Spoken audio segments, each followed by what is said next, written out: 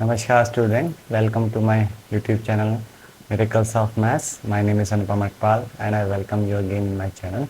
सो आज जो वीडियो होगी वो क्लास 8th के topic chapter 11 direct and inverse proportion से रिलेटेड होगी। तो इस वीडियो में मैं आपको एक ओवरऑल आइडिया दूंगा इस चैप्टर का। तो चलिए शुरू करते हैं। तो जैसे आपने चैप्टर का नाम पढ़ा डायरेक्ट एंड इनवर्स प्रोपोर्शन, तो इस चैप्टर में बेसिकली क्या है, यहाँ पे सिर्फ दो ही फॉर्मूले हैं, एक है डायरेक्ट इन प्रोपोर्शन का और एक है इनवर्स प्रोपोर्शन का। तो मैं आपको एक्सप्लेन करता हूँ कि डायरेक्ट इन्वर्जन क्या होता है, डायरेक्ट प्रोपोर्शन क्या होता है और इनवर्स प्रोपोर्शन क्या होता है। तो देखिए मैं आपको इसका एक बेसिक एग्जांपल देता हूँ डायरेक्ट प्रोपोर्शन का। लेट सपोज मैं यहाँ पे क्वांटिटी और प्राइस का रेशियो लेके चलता हूँ कि लेट सपोज 5 kg शुगर का प्राइस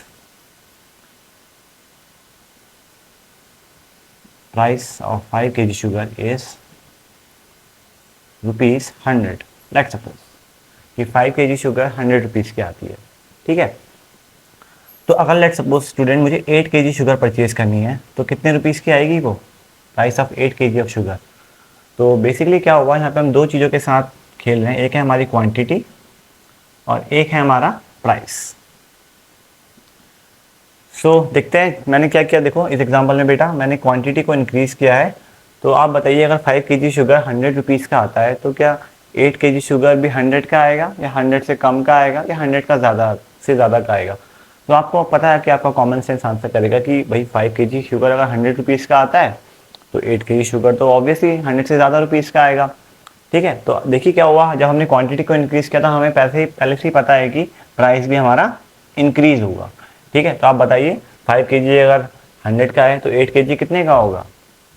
आप पहले पूछेंगे कि 1 kg का प्राइस कितना है। अगर 5 kg 100 का है तो 1 kg का प्राइस क्या होगा, 20 रुपीज़, राइट। तो 8 kg का कितना होगा, 160 रुपीज़, राइट। तो बेसिकली मैं इस एग्जाम्पल में आपको क्या समझा रहा हूँ कि जैसे जैसे हमारा प्राइस इंक्रीज़ हो गया। क्यों इंक्रीज़ हुआ, क्योंकि हमने क्वांटिटी को भी इंक्रीज़ किया। तो यही होता है हमारा डायरेक्ट प्रोपोर्शन, जहाँ एक वैल्यू अगर इंक्रीज़ होती है तो दूसरी वैल्यू भी इंक्रीज़ होती है, या फिर अगर एक वैल्यू डिक्रीज़ होती है तो दूसरी वैल्यू भी डिक्रीज़ होती है, ठीक है।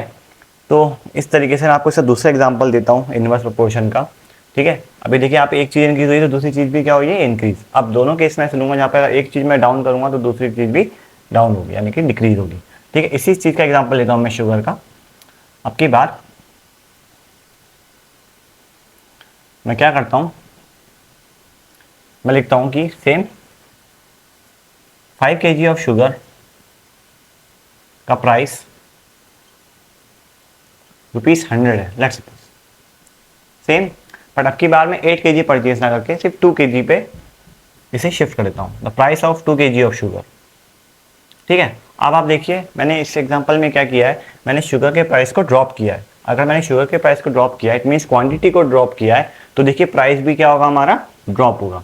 अगर मैंने शुगर की क्वांटिटी को ड्रॉप किया है, शुगर की क्वांटिटी को डिक्रीज किया है, तो उसका प्राइस पे क्या इंपैक्ट आएगा, प्राइस भी डिक्रीज होगा, ठीक है। तो अगर 5 kg शुगर 100 रुपीज़ की आती है तो बच्चों बताओ 2 kg शुगर कितने की आएगी। तो पहले आप 1 का पता करेंगे कि अगर 5 kg 100 की है तो 1 kg कितने होगी, 100/5 यानी कि 20 की। तो 2 kg कितने की होगी, 40 रुपीज़ की। कितने की होगी बेटा, 40 रुपीज़ की, राइट। तो इस एग्जांपल में हमें जाना कि अगर एक वैल्यू डिक्रीज हो रही है तो उसके इम्पैक्ट क्या है दूसरी चीज़ पे, वो भी डिक्रीज हो रही है। तो इसी को हम बोलते हैं डायरेक्ट प्रपोर्शन, ठीक है। तो अब हमें इसका फॉर्मूला डिराइव करना है। एक्सरसाइज में तो आप क्वेश्चन जो करोगे आप फॉर्मूला बेस्ड करोगे, ठीक है। दो ही फॉर्मूला इस पूरे चैप्टर में, एक है डायरेक्ट प्रपोर्शन का और एक है इनवर्स प्रपोर्शन का। तो डायरेक्ट प्रपोर्शन का हमने क्या फॉर्मूला डिराइव किया, हमने ये माना कि अगर हमारे लेट सपोज करिए कि क्वांटिटी एक हमारा वेरिएबल है एक्स और प्राइस में से एग्जांपल में लेके चलता हूँ कि मेरा दूसरा वेरिएबल है वाई। तो क्वांटिटी का प्राइस पे क्या रिलेशन बढ़ रहा है, तो हम ये बोल सकते हैं कि जो क्वांटिटी है वो डायरेक्टली प्रोपोर्शन किसके है, प्राइस के। बच्चों यही तो हम कर रहे हैं इस एग्जांपल में। देखिए अगर हमने क्वांटिटी को ड्रॉप किया तो हमारा प्राइस भी क्या हो रहा है, ड्रॉप हो रहा है। अगर क्वांटिटी डिक्रीज तो प्राइस डिक्रीज। अगर हमने क्वांटिटी को अप किया, क्वांटिटी को इंक्रीज किया तो प्राइस भी हमारा इंक्रीज हुआ। यानी कि क्वांटिटी और प्राइस में कैसा रिलेशन है, डायरेक्ट रिलेशन है, ठीक है। तो इस एग्जांपल से हम लिख सकते हैं कि x जो होगा y के डायरेक्टली प्रोपोर्शन है। अब हमें फॉर्मूला कैसे डिराइव करेंगे, तो देखिए बेटा जब हम इस प्रोपोर्शनैलिटी का साइन हटाएंगे तो क्या आएगा, इक्वल आएगा और एक कांस्टेंट आएगा। क्या आएगा, एक कांस्टेंट आएगा k।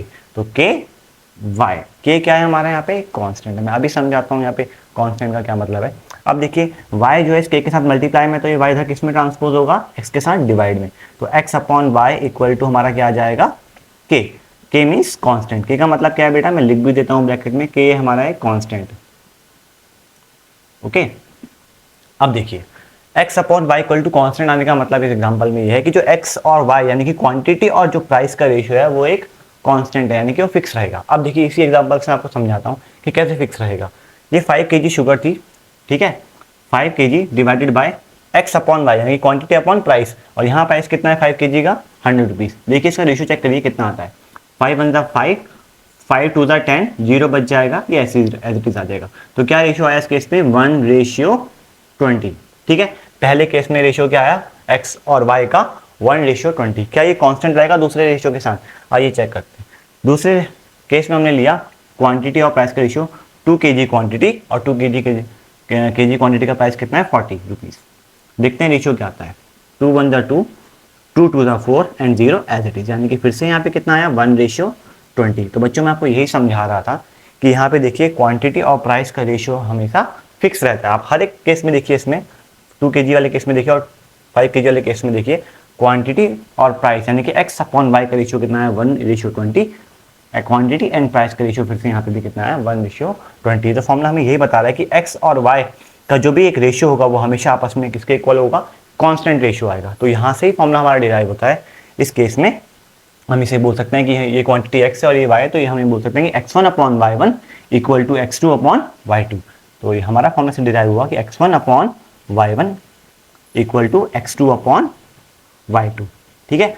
y1 y2 क्या है हमारे सफिक्स में है, और ये जस्ट एक बात बता रहे हैं आपको कि पहला केस है x1 जहाँ क्वांटिटी x1 है और प्राइस y1 है, सेकंड केस में क्वांटिटी x2 है और प्राइस y2 है, ठीक है। तो ये सिर्फ हमें x1 x2 क्या डिनोट कर रहे हैं, क्वांटिटी और प्राइस को डिनोट कर रहे हैं। फर्स्ट केस में x1 y1, सेकंड केस में x2 y2। आप देखिए ना रेशियो सेम है, तो इस तरीके से हमें x और y का रेशियो हमेशा क्या मिलेगा, एक कांस्टेंट मिलेगा। तो ये तो था डायरेक्ट इन्वर्जन, ठीक है। अब मैं आपको बताता हूँ इनवर्स प्रोपोर्शन के बारे में। तो अब मैं आपको बताता हूँ इनवर्स प्रोपोर्शन का एग्जांपल, ठीक है। तो एक छोटा सा एग्जांपल लेते हैं इनवर्स प्रोपोर्शन का और उसका फिर फॉर्मूला डिराइव करते हैं। यही चैप्टर का क्रक्स है बेसिकली बच्चों। अगर आपको ये क्रक्स समझ में आ गया, फॉर्मूला समझ में आ गया, तो उसके बाद जो हम क्वेश्चन करेंगे वो बहुत ईजी होंगे। देखो इनवर्स प्रोपोर्शन के लिए मैं एग्जांपल लेके चलता हूँ। स्पीड इक्वल्स टू, हमें पता है बेटा कि स्पीड इक्वल्स टू क्या होता है, स्पीड इक्वल्स टू हमारा होता है डिस्टेंस अपॉन टाइम।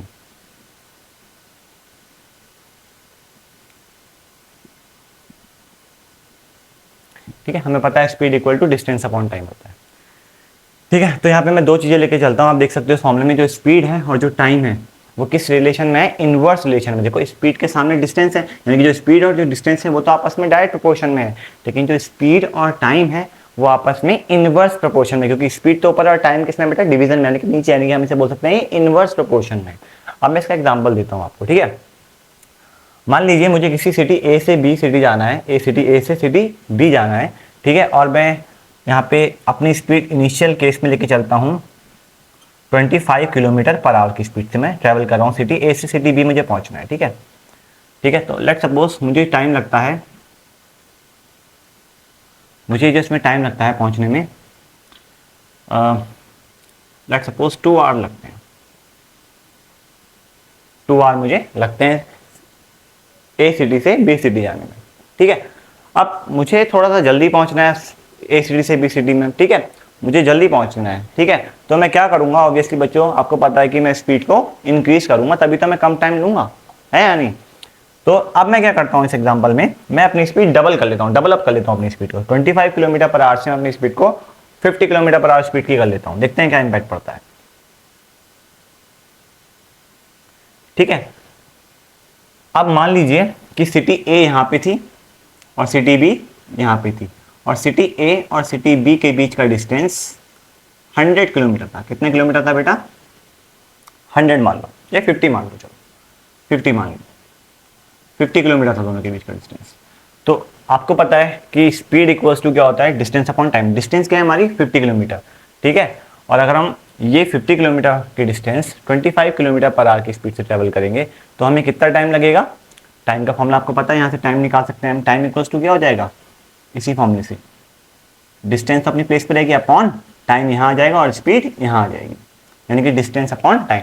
अब डिस्टेंस हमने फिक्स कर दी 50 किलोमीटर है, डिवाइडेड बाय स्पीड कितनी है हमारी फर्स्ट केस में 25, तो 50 को आप जब डिवाइड करोगे 25 से तो आंसर कितना आएगा 2 आवर में आप रीच कर जाओगे। ठीक है, अब सेकंड केस लेके चल रहे हैं जहाँ पे हमें 50 किलोमीटर की सेम डिस्टेंस ट्रेवल करनी है with the speed of 50 kilometre per hour. तो वही distance upon time, it mean 50 upon time equal to distance upon speed, यानी कि डिस्टेंस कितनी हमारी 50 डिवाइड बाय स्पीड, स्पीड कितनी सेकंड केस में 50, तो 50 को 50 से डिवाइड करेंगे तो आपकी बार हम कितने टाइम में पहुंच सकते हैं 1 आवर में। कितने टाइम में पहुंच सकते हैं बेटा 1 आवर में पहुंच सकते हैं। तो इस एग्जाम्पल में क्या हुआ, यही एग्जाम्पल है इनवर्स प्रोपोर्शन का। देखिए पहले केस में मैं स्पीड को मान लेता हूँ वेरिएबल x से और टाइम को मैं सेकंड वेरिएबल डिनोट करता हूँ y से। तो क्या हुआ इस एग्जाम्पल में, पहले केस में जब हम 25 किलोमीटर पर आवर की स्पीड से ट्रैवल करे थे तो हमें 2 आवर लगे थे, और जब हमने क्या कर दिया, हमने अपनी स्पीड को जब इंक्रीज किया तो हमें टाइम कहाँ कितना लगा उस जगह पहुंचने में, ए से बी पहुंचने में टाइम कम लगा, 2 आवर से अब हमें सिर्फ 1 आवर लगा, जबकि हमने क्या किया स्पीड को बढ़ाया। तो बच्चों रिकॉल करो लास्ट एग्जांपल से डायरेक्ट प्रोपोर्शन के, वहां पे जब हमने एक चीज को इंक्रीज किया था, एक क्वांटिटी को इंक्रीज किया था, तो सेकंड क्वांटिटी भी इंक्रीज हो रही थी, या फिर अगर एक क्वांटिटी हम ड्रॉप कर देते या डिक्रीज कर देते तो दूसरी क्वांटिटी भी डिक्रीज हो रही थी। लेकिन इस केस में क्या हो रहा है, अगर एक क्वांटिटी हमने इंक्रीज की है तो सेकंड क्वांटिटी डिक्रीज हो रही है, या फिर इसका उल्टा अगर एक पहली वाली डिक्रीज हो रही है तो सेकंड वाली केस में इंक्रीज हो रही है। तो बच्चों यही एग्जांपल है किसका, हमारा इनवर्स प्रोपोर्शन का। ठीक है, तो अब इसका फॉर्मूला क्या होगा, बात तो फॉर्मूले की, हमें फॉर्मूला डिराइव करना है। तो हम फॉर्मूला कैसे एक्सप्लेन करेंगे, कैसे डिराइव करेंगे, मैं आपको बताता हूँ। देखिए आप इस एग्जांपल से ये बोल सकते हैं कि स्पीड जो है और जो टाइम है, क्योंकि स्पीड और टाइम का हम देख रहे हैं इनवर्स रिलेशन है, ये स्पीड बढ़ाई और टाइम हमें कम लगा, क्यों, क्योंकि स्पीड और टाइम में कैसा रिलेशन है, इनवर्स प्रोपोर्शन का है। यानी कि हम बोल सकते हैं speed equals to speed is inversely proportional to time. Speed जो है इनवर्सली प्रोपोर्शनल सिंबल होता है बेटा, देखो प्रोपोर्शनलिटी का सिंबल तो सेम ही होता है, बस इनवर्स प्रोपोर्शनल इसलिए क्योंकि ये 1 अपॉन में है। ठीक है, तो ये तो हमारा फॉर्मूला हो गया। इसी तरीके से हम बोल सकते हैं क्योंकि हमारा क्वेश्चन x और y में, तो मैं यहाँ बोल सकता हूँ फॉर्मूले में जो मेरा x है वो इनवर्सली प्रोपोर्शनल होगा y के। इनवर्स प्रोपोर्शनल में बस इतना होता है 1 अपॉन जाता है, सिंबल डायरेक्ट प्रोपोर्शन हो चाहे इनवर्स प्रोपोर्शन हो, सिंबल सेम ही होता है, पर एक को हम बोलते हैं डायरेक्ट प्रोपोर्शन, एक को बोलते हैं इनवर्स। डायरेक्ट में x और y सामने होंगे तो उसे डायरेक्ट प्रोपोर्शन बोलेंगे, लेकिन अगर 1 अपॉन में है तो उसका सिंबल का नाम होगा इनवर्स प्रोपोर्शनल। ठीक है, कंफ्यूज मत होना सिंबल से। ठीक है, अब यहाँ से मैंने आपको बताया था जब भी हम इन प्रोपोर्शनैलिटी का सिंबल हटाते हैं तो क्या आता है, कांस्टेंट आता है। क्या आता है, कांस्टेंट। मान लो मैंने k मान लिया तो कांस्टेंट आएगा इक्वल टू के बाद k into 1k upon y। ठीक है, यहाँ से फॉर्मूला डिराइव करने की कोशिश करते हैं। y इधर डिवीजन में, इधर किस में आएगा बेटा, मल्टीप्लीकेशन में। It means x into y equals to k means constant है। अब इस क्वेश्चन से या इस एग्जाम्पल से हमें ये पता चल रहा है कि x और y का प्रोडक्ट हमेशा क्या आएगा, एक कांस्टेंट आएगा। आइए चेक करते हैं, हमारा फर्स्ट वेरिएबल x है और सेकंड वेरिएबल y है, देखते हैं इनका कांस्टेंट सेम आता है या नहीं। यहाँ देखिए x into why it mean 25 into 2, speed into time करेंगे तो क्या मिलेगी बेटा, डिस्टेंस मिलेगी। स्पीड देखो टाइम इधर डिवीजन में, अगर टाइम इधर मल्टीप्लिकेशन में आएगा तो स्पीड इंटू टाइम करके हमें इक्वल टू क्या मिलेगा, डिस्टेंस मिलेगा। तो चेक करो स्पीड इंटू टाइम यानी कि x इंटू वाई 25 इंटू 2 कितना आएगा बेटा, देखो 50 और 50 1 जा, देखो फिर से हमारा क्या आया यहाँ पे 50।